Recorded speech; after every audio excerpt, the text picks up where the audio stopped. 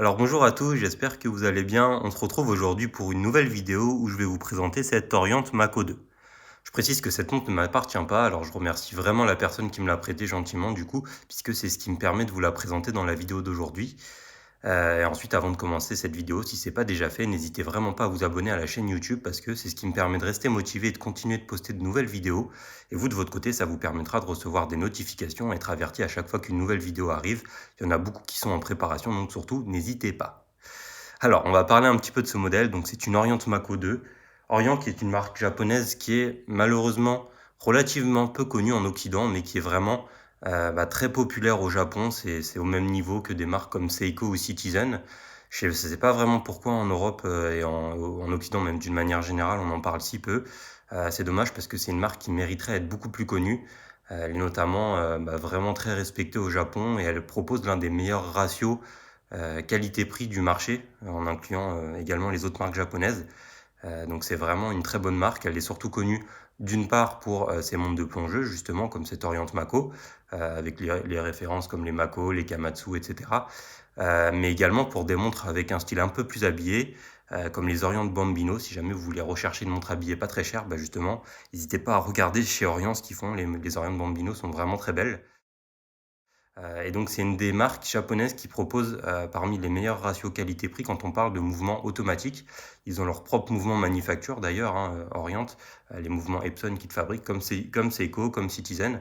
Ce qui est donc toujours sympa en horlogerie d'avoir une marque qui fabrique ses propres mouvements. Alors, ce que je vous propose, c'est de rentrer un petit peu plus dans le détail des caractéristiques de cette montre.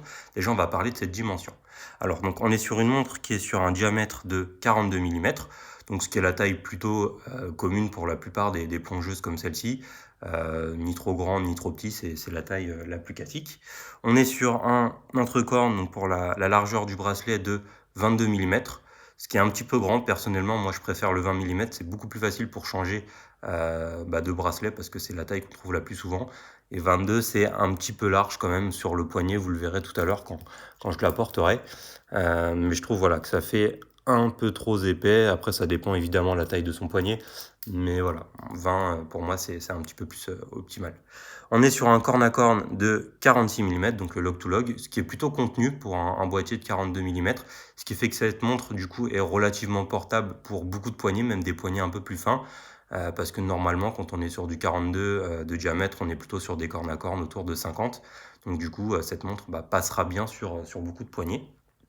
Et pour terminer, au niveau de l'épaisseur, vous voyez que cette montre, elle est plutôt fine. On est sur 13 mm à peu près d'épaisseur, ce qui est pas énorme, surtout que, comme vous pouvez bien le voir, le boîtier, il est décomposé en 3 parties. Le fond de boîte, qui se voit quasiment pas quand vous portez la montre sur le poignet, on le verra parce que elle est plutôt bien aplatie sur le poignet. La partie centrale qui est plutôt fine, et puis la lunette, évidemment, qui, elle, n'est pas très épaisse non plus. Donc finalement, quand on superpose la somme de ces 3 couches, on arrive sur quelque chose qui est sur le papier un peu épais, autour de un peu plus de 13 mm, mais voilà, comme c'est 3 couches fines, finalement l'épaisseur globale passe très bien sur la montre et ne se voit pas particulièrement. Alors parlons également des spécificités de cette montre au niveau de la couronne. Donc on est sur une couronne qui est vissée, donc ça c'est plutôt logique sur une montre de plongée. Cette montre, comme vous pouvez le voir, elle est étanche à 20 bars, donc 200 mètres. Donc c'est pour ça qu'on a la couronne vissée et puis derrière le fond qui est plein et qui est également vissé. On est sur un mouvement donc Epson donc qui est manufacturé par Orient. Donc c'est un équivalent des mouvements Seiko NH35 qui est un peu plus connu, donc si vous voulez faire un rapport. Donc c'est un mouvement qui a environ une quarantaine d'heures de réserve de marche, qui est réputé pour être très fiable, pas forcément très précis. Souvent, alors les specs je les ai pas exactement, mais on est autour de une vingtaine de secondes d'écart par jour, mais potentiellement si votre montre est bien réglée, ça peut être beaucoup mieux. Donc au niveau du mécanisme, on a le remontage manuel à la couronne, d'accord. On a, si on tire le premier cran, le passage, du jour de la semaine, vous le voyez. Dans l'autre sens, on a la date, d'accord. Et si je continue les jours de la semaine, vous allez voir que le week-end, un petit peu comme sur les montres Seiko, alors pas avec le samedi, mais avec le dimanche, on retrouve cette petite couleur, donc rouge, commune chez beaucoup de marques japonaises. Ils aiment bien justement mettre une petite touche d'originalité sur le week-end. Ça permet justement de distinguer. C'est toujours un peu sympa de mettre de la couleur quand on est sur le week-end. Je vais revisser pour pas faire de bêtises. Donc au niveau de la lunette, donc on est évidemment, comme sur une plongeuse habituelle, sur une lunette qui est unidirectionnelle. Je vous laisse entendre le bruit de cette lunette. Donc elle a un peu plus de résistance que sur les Seiko habituelles, d'accord. Alors ça, après, c'est pas forcément mal, on aime ou on n'aime pas, c'est une question de goût, c'est pas forcément problématique, mais il faut le savoir. Vous le voyez, il y a un tout petit peu de jeu de retour, mais pas tant que ça. Et donc comment ça s'utilise une lunette de plongée? Tout simplement, vous orientez le petit point ici au niveau de l'aiguille des minutes, et ensuite ça vous permettra de chronométrer le temps de plongée que vous allez faire. Donc par exemple, quand l'aiguille sera sur le 10, ça veut dire que vous êtes en plongée depuis plus de 10 minutes, et donc ça vous permet de calculer votre niveau d'oxygène. Ça peut également servir de chrono, bien qu'à la base c'est pas l'objectif principal, mais si vous voulez chronométrer, vous faites cuire vos pâtes 10 minutes par exemple, vous lancez, vous mettez la lunette de la même façon, et puis quand vous arrivez sur 10, ça veut dire que vos pâtes sont cuites, et voilà. Donc c'est une autre façon finalement d'utiliser un chrono. Alors vous pouvez du coup aller jusqu'à 60 minutes, 1 heure en réglant ça de la sorte. La lunette, elle est avec un insert en aluminium. Moi, j'aime bien justement parce que ça lui donne finalement une teinte assez mate, comme vous pouvez le voir.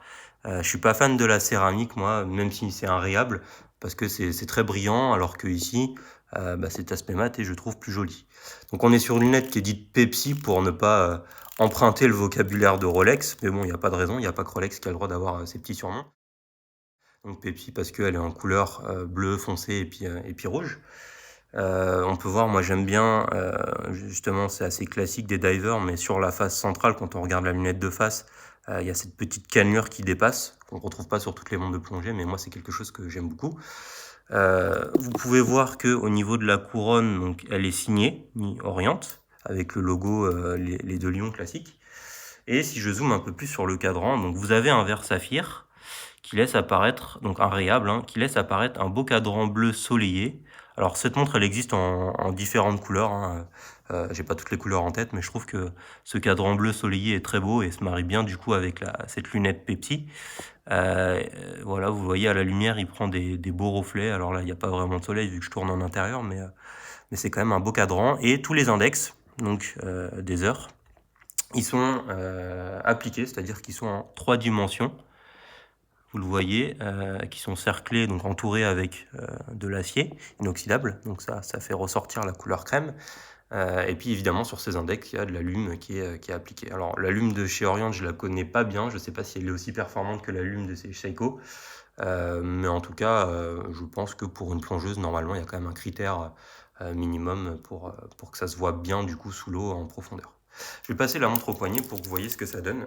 Hop, sur mon poignet, donc qui fait 17 cm, enfin j'ai un tour de poignet de 17 cm, donc vous voyez que bien que le diamètre de cette montre soit de 42, finalement c'est pas trop gros sur mon poignet. Alors je ferme pas le bracelet parce que je l'ai pas réglé, comme je disais, la montre m'appartient pas, mais comme vous pouvez le voir, elle est très fine finalement, enfin elle paraît fine en tout cas, parce que le fond de boîte ne se voit pas du tout, on arrive direct sur le boîtier principal, donc avec la lunette, mais en tout cas on ne voit pas le fond de boîte, et finalement l'épaisseur globale, visuelle en tout cas, paraît plutôt fine. Et voilà, je vous montre ce que ça donne un petit peu dans tous les angles, avec une vue un peu plus loin, mais c'est pas trop gros, je trouve, pour mon poignet. Il n'y a pas de souci particulier, c'est ce que je disais tout à l'heure, c'est une montre qui va se porter relativement facilement, qui va être assez versatile finalement. Et donc ça, c'est vraiment idéal si vous voyagez en été, par exemple, vous allez au bord de la mer, etc., prendre une montre comme ça, c'est parfait parce qu'elle pourra vous accompagner quand vous irez dans l'eau sans aucun problème. Je vous la remontre un petit peu sous tous les angles. Donc comme je le disais, couronne vissée. Vous voyez que les côtés ils sont brossés, d'accord? Les 2 côtés sont brossés. On a un chanfrein qui est poli au niveau des cornes, et les cornes en elles-mêmes sont également brossées, donc ce qui matche très bien avec ce bracelet. Alors moi je trouve que ce bracelet, donc comme je le disais, il fait 22 mm d'entrecorne. Ce qui est un peu trop à mon goût, c'est dommage qu'elle soit pas en 20, et en plus il se réduit pas beaucoup. Alors j'ai pas mesuré, mais à mon avis on doit terminer à 20 au niveau de la boucle. Moi je préfère les bracelets qui se réduisent de 4 mm, donc par exemple du 22, faudrait finir sur du 18. ça étouffe finalement un petit peu l'aspect visuel d'avoir une contraction d'uniquement de 2 millimètres au niveau du bracelet. Évidemment, c'est une question de goût. Voilà, après, c'est chacun qui aura son propre avis. En tout cas, honnêtement, si vous ne connaissez pas Orient, n'hésitez vraiment pas à consulter, à rechercher, etc. sur Internet. C'est une marque qui est très réputée, qui est très fiable, avec des montres avec des bonnes finitions, qui sont très robustes et qui ne vous coûteront pas trop cher. C'est justement une de ses grandes forces. Et c'est pour ça, il ne faut vraiment pas hésiter. Pour une première montre, par exemple, c'est excellent, Orient. C'est souvent ce que je conseille, moi, à des amis qui veulent se lancer dans l'horlogerie. Ils ne savent pas trop ce qu'ils veulent acheter.